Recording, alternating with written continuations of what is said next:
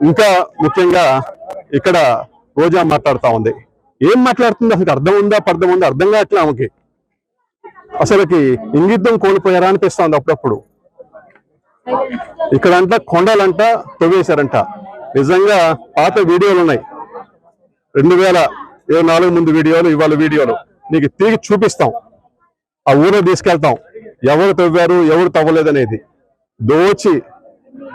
దాచిపెట్టి ఆస్తులు కొని ఇవాళ నీ ఆస్తులు ఎంత అనేది నగరంలో ప్రతి ఒక్కరికి తెలుసు. నువ్వు 3,000 2,000 రూపాయలకి చేయి చాచిన రోజుల నుంచి ఇవాళ 2,000 కోట్ల దాకా పోయావు. 2,000 కోట్లు. ఆమె 2,000 రూపాయలకి ఏ పన్నా చేసేది. మార్కెట్లో ఉందా మాట? నాకేమో చెప్తారు. అలా అంటాను. వాళ్ళు 2,000 కోట్లు పోయింది. నువ్వా నీతులు చెప్పేది? ఇంకా తిరుమంజం అంట. నువ్వు రేపు అదే ఒక 4 రోజులు అదే రోడ్డు మీద పో. అక్కడ రోడ్డు లేకపోతే నువ్వు రోడ్డు ఉంటే నువ్వు దొల్లుతావని చెప్పు. అక్కడ కానీ రోడ్డు ఉంటే నువ్వు దొల్లుతావా? రోడ్డు పడినా నువ్వు దొల్లుతావా? ఏదంటే అది నోరుంది కదా అని తాటి మాటలాగా మాట్లాడితే బాగోదు. అది హుందాతనం కాదు. వయసు వచ్చింది, బిడ్డలు పెద్దోళ్ళు అయ్యారు. ఇంకన్నా కూడా ఇంగితం నేర్చుకొని సభ్య సమాజం అసహించుకునేలా కాకుండా కొద్దిగా ఏదన్నా ఒక పర్లేదు అనిపించుకునే పని చేస్తే బాగుంటది. నోరైతే అసలు హద్దు లేదు. చేసే చేష్టలు చూస్తే వికృత చేష్టలు. అబ్బాబ్బా, నిజంగా చెప్పాలంటే ఇలాంటి వాళ్ళు కూడా ఈ భూమి మీద పుడతారని అన్నట్టుగా బిహేవ్ చేస్తే అది నీకే చెల్లుబాటు అవుతుంది. అది ఇంకా ముఖ్యంగా ఇక్కడ రోజా మాట్లాడుతూ ఉంది. ఏం మాట్లాడుతుంది అసలు అర్థం ఉందా పర్థం ఉందా అర్థం కావట్లే ఆమెకి. అసలుకి ఇంగిద్దం కోల్పోయారా అనిపిస్తుంది అప్పుడప్పుడు. ఇక్కడంట కొండలంట తవ్వేశారంట. నిజంగా పాత వీడియోలు ఉన్నాయి, 2024 ముందు వీడియోలు, ఇవాళ వీడియోలు నీకు తిరిగి చూపిస్తాం. ఆ ఊరు తీసుకెళ్తాం, ఎవరు తవ్వారు ఎవరు తవ్వలేదనేది. దాచిపెట్టి ఆస్తులు కొని ఇవాళ నీ ఆస్తులు ఎంత అనేది నగరంలో ప్రతి ఒక్కరికి తెలుసు. నువ్వు 3,000 2,000 రూపాయలకి చేయి చాచిన రోజుల నుంచి ఇవాళ 2,000 కోట్ల దాకా పోయావు. 2,000 కోట్లు. ఆమె 2,000 రూపాయలకి ఏ పన్నా చేసేది. మార్కెట్లో ఉందా మాట? నాకేమో చెప్తారు. అలా అంటాను. వాళ్ళు 2,000 కోట్లు పోయింది. నువ్వా నీతులు చెప్పేది? ఇంకా తిరుమంజం అంట. నువ్వు రేపు అదే ఒక 4 రోజులు అదే రోడ్డు మీద పో. అక్కడ రోడ్డు లేకపోతే నువ్వు రోడ్డు ఉంటే నువ్వు దొల్లుతావని చెప్పు.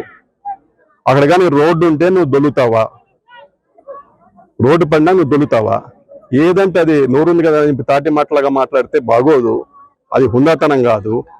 వయసు వచ్చింది, బిడ్డలు పెద్దోళ్ళు అయ్యారు.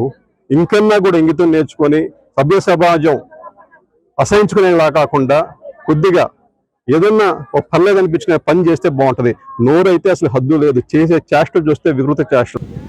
ఈరోజు నగిరి విషయానికి వస్తే ఇక్కడున్న ఎమ్మెల్యే గాలిలో గెలిచిన గాలిగాడు.